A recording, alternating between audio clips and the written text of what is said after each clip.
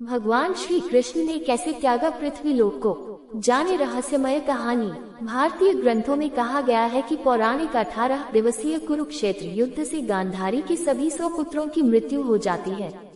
कुरुक्षेत्र युद्ध के बाद के दिनों में भगवान कृष्ण गांधारी से मिलते हैं। अपने पुत्रों और कौरव सैनिकों की मृत्यु पर क्रोध और शोक में गांधारी अपने पुत्रों की मृत्यु के समान कृष्ण को विनाश यादवों के साथ शाप देती है। वह अपनी निष्क्रियता के लिए कृष्ण को दोषी ठहराती है और मानती है कि वह युद्ध को रोक सकता था और युद्ध में मरने वाले सैकड़ों लाखों लोगों का वध कर सकता था। कृष्ण शाप स्वीकार करते हैं, बताते हैं कि कैसे उन्होंने कई बार शांति की मध्यस्थता करने की कोशिश की थी, कैसे दुर्योधन ने इनकार कर दिया था। उन्होंने ये भी बताया कि कैसे पांडवों को मारने के लिए दुर्योधन और कौरवों ने कई बार कोशिश की थी। दुर्योधन की मृत्यु के बाद कृष्ण जब गांधारी और धृतराष्ट्र ने कुरुक्षेत्र की यात्रा की तो उन्होंने अपनी संवेदना व्यक्त करने के लिए गांडीव का दौरा किया, जैसा कि स्त्री पर्व में कहा गया है।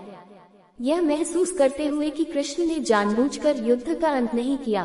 क्रोध और दुख के एक पात्र में गांधारी ने कहा, तुम कौरवों और पांडवों के प्रति उदासीन थे, जबकि वे एक दूसरे को मारते थे, इसलिए हे गोविंदा, तुम गुलाम हो जाओगे तुम्हारे अपने परिजन। महाभारत के अनुसार यादवों के बीच एक त्योहार पर लड़ाई होती है जो एक दूसरे को मारते हैं। हिरण के लिए सोते हुए कृष्ण को भूलकर जारा नामक एक शिकारी एक तीर मारता है जो उसे घायल कर देता है। कृष्ण जरा को क्षमा कर देते हैं और मर जाते हैं। गुजरात के भालका का तीर्थ स्थल उस स्थान को चिन्हित करता है जहाँ कृष्ण की मृत्यु हुई थी। इसे डायोसर्गा के नाम से भी जाना जाता है। डायना एक शब्द है जिसका शाब्दिक अर्थ है वह स्थान जहां कृष्ण ने अपने शरीर को त्याग दिया। भागवत पुराण पुस्तक 11 में अध्याय 31 में कहा गया है कि उनकी मृत्यु के बाद कृष्ण अपनी योगिक एकाग्रता के कारण सीधे अपने पारगमन में वापस आ गए। ब्रह्मा और इंद्र जैसे प्रतीक्षा करने वाले देवता कृष्ण को उनके मानव अवतार को छोड़ने और उनके मार्ग पर लौटने के लिए पथ का पता लगाने में असमर्थ थे। गांधारी के श्राप से कृष्ण के यादव कुल के लोग आपस में लड़ने लगे और उनका नाश होने लगा। कृष्ण यादव के नाश को रोकने का बहुत प्रयत्न किया, किंतु वह रोक नहीं पाए और अंत में द्वारका छोड़ एक जंगल में वृक्ष के नीचे लेट के ध्यान में हो गए। उसी जंगल में एक शिकारी शिकार की तलाश में घूम रहा था। उसने एक रोशनी दिखी, उसे लगा कि यह किसी जानवर की आंख है। उसने अपनी तरकश से तीर निकाल उस पे छोड़ दिया। हालांकि शिकारी जिसे किसी जानवर की आंख समझ रहा था वह कृष्ण के पांव के तलवे की रोशनी थी। शिकारी का तीर आकर कृष्ण के तलवे में जा लगा। कृष्ण जी के प्राण उनके तलवे में थे और उनकी मृत्यु हो गई।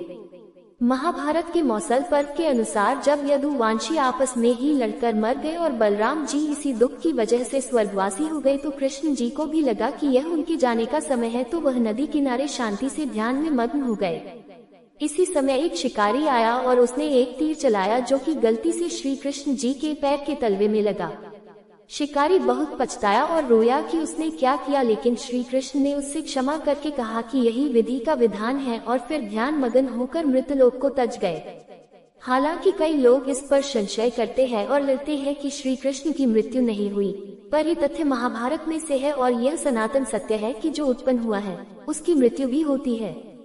तब अर्जुन खुद को रोक नहीं सका और पूछा, भगवान, जब मैंने युद्ध करने से इनकार कर दिया था तो आपने मुझे युद्ध करने के लिए उकसाया था, ये कहते हुए यदि तू युद्ध में मारा गया तो तू स्वर्ग जाएगा और यदि तू विजयी हुआ तो तू पृथ्वी पर राज करेगा और तुझे कोई पाप नहीं लगेगा।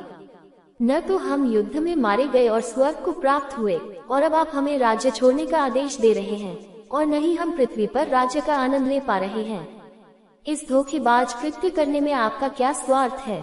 भगवान कृष्ण ने उत्तर दिया, मैं सच बताऊंगा कि एक और बुरी शक्ति है जो हमें मशीन की तरह संचालित करती है। मुझे नहीं पता कि मैंने गीता में क्या कहा था।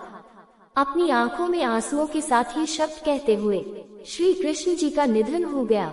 इससे सिद्ध होता है कि श्रीमद् भगवद गीता का ज्ञान श्री कृष्ण द्वारा नहीं